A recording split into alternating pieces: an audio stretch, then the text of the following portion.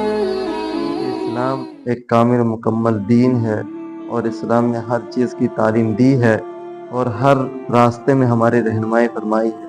چلیے آئے ہم دیکھتے ہیں کہ محرم کے بارے میں اسلام نے کیا تعلیم دی ہے۔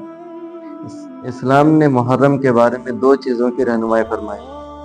نبی کریم صلی اللہ علیہ وسلم نے فرمایا کہ افضل الصیام بعد شہر رمضان شہر اللہ المحرم، کہ نبی کریم صلی اللہ علیہ وسلم نے فرمایا کہ رمضان کے مہینے کے روزے کے بعد اگر فضیلت حاصل ہے تو وہ محرم کے روزے کی فضیلت ہے۔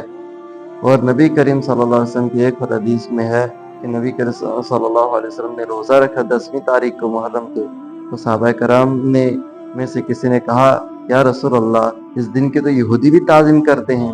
نبی کریم صلی اللہ علیہ وسلم نے فرمایا اچھا تو ہم ایسا کریں گے کہ اگلے سال سے 9 تاریخ کو بھی روزہ رکھ لیا کریں گے۔ لیکن آئندہ سال آنے سے قبل آپ صلی اللہ علیہ وسلم اس دنیا فانی کو الوداع کہہ گئے، اور لیکن اس سے ہماری ایک رہنمائی فرما گئے کہ دیکھو کہ دین کے معاملے میں بھی، کسی بھی چیز میں، عبادت میں بھی کسی کو غیر قوم کی مشابہت نہیں اختیار کرنی ہے۔ اور یہ رہنمائی فرما دی کہ یہودی اگر ایک روزہ رکھتے تھے تو تم نے 2 روزے رکھنے ہیں۔ تو علماء نے اس پہ یہ مسئلہ نکالا کہ 10 تاریخ کے ساتھ 9 تاریخ کو بھی ملا لیں یا 11 تاریخ کو بھی ملا لیں اور محرم کے روزہ رکھ لیں۔ اور نبی کریم صلی اللہ علیہ وسلم سے ایک اور عمل اس مہینے میں ثابت ہے، اور وہ یہ ہے کہ اللہ کے نبی صلی اللہ علیہ وسلم نے فرمایا کہ جس شخص نے اپنے عیال پر محرم کے مہینے میں کشادگی اختیار کی اور تو اللہ تعالیٰ اس کے لیے پورے سال اس کے لیے کشادہ کر دیں گے، یعنی کھانے میں اور ہر چیز میں کشادگی اختیار کی۔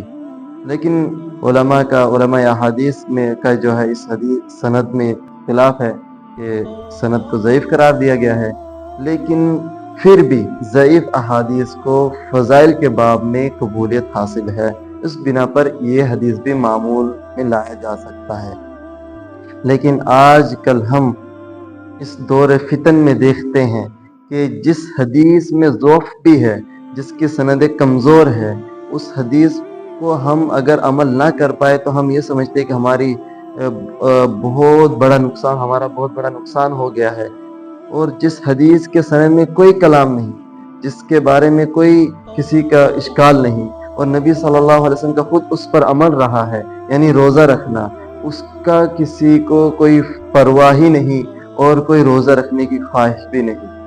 آج کل ہم کھانے کے پیچھے پڑے ہوئے ہیں، آج کل ہم اس حدیث جو سند کمزور ہے اس حدیث کو پیش کرتے ہیں کہ محرم کے مہینے میں کشادگی اختیار کرنے کے لیے کہا ہے، تو ہم اس حدیث کو زیادہ عمل کرتے ہیں۔ لیکن جس حدیث کے سند کے بارے میں کوئی قول نہیں کسی کا، جس کی سند کمزور بھی نہیں، مضبوط ہے، اس پر ہم عمل نہیں کرتے ہیں۔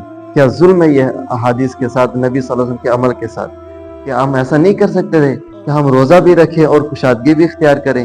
کیا ہے اگر ہم کشادگی اختیار کر سکتے تو 2 دن روزہ رکھنے میں کیا جائے گا؟ نبی صلی اللہ علیہ وسلم کا قول کو پیش کر دیا ہر چیز میں کہ بھائی حدیث میں یہ فرمایا ہے، حدیث میں یہ کہا ہے، تو جس پر اب اپنا من نہیں کرے گا اس حدیث کو چھپا دیتے ہیں ہم۔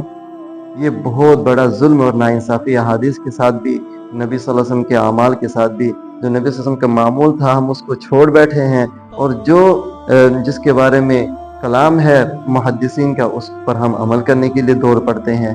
یہ ہم نفس کے پیچھے پڑے ہوئے ہیں، نفس کے ہم پیروی کر رہے ہیں۔ اللہ سے دعا کریں، اللہ سے توبہ کریں کہ اس محرم کے مہینے میں ہم توبہ کر لیں، روزہ رکھیں اور اللہ سے معافی مانگے، اللہ ہم سے جو کوتاہیاں ہو گئی ہیں پچھلے سال اس کو معاف فرما دے۔ اب یہ نیا سال شروع ہوا ہے، اس میں ہمیں زیادہ سے زیادہ تیری عبادت کرنے کی توفیق عطا فرمانا، یہ دعا کریں۔ آج کل ہم نیو ایئر بنانا شروع کر دیتے ہیں، ہمیں اس سے کیا ہے، یہودی اور نصارہ کا طریقہ ہے new year, happy new year بنانا۔ کس حدیث میں ذکر ہے کہ اللہ کے نبی صلی اللہ علیہ وسلم نے نیو ایئر بنایا ہو؟ لیکن ہم اس کو جو ہے اس میں ہم حدیث کو نہیں تلاش کریں گے، بلکہ ہم یہود نصارہ کے جو ہے غلام بن چکے ہیں۔ اگرچہ ہم ظاہری طور پر ان کے غلام نہیں ہیں، لیکن ہماری ذہنیت جو ہے یہود نصارہ کی غلام بن چکی ہے۔ اس لیے میرے دوستوں اور میرے مسلمان بھائیوں، اس سے ہمیں باز آنا بہت ضروری ہے، ورنہ ہمارا حشر قیامت کے دن کیا ہوگا اللہ ہی خوب جانتا ہے۔ وما علینا الا البلاغ۔